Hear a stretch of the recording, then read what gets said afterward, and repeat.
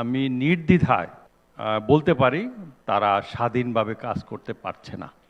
কেন স্বাধীনভাবে কাজ করতে পারছে না? তার মূল অন্তরায় হচ্ছে আমি।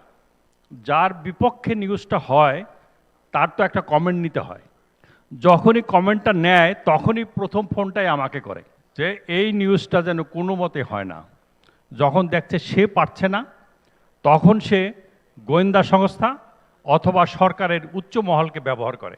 না, তাহলে আপনি বলেন, অনেকে তাহলে প্রশ্ন করতে পারেন যে ব্যবসায়ীরা তাহলে জানেন যে তিনি যখন মালিক হন তার সাংবাদিকরা ঠিকমতো লিখতে পারবে না, বলতে পারবে না।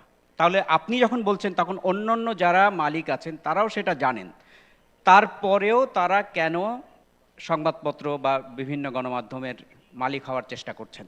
এখানে দুটো কারণ, দুই ধরনের মালিক।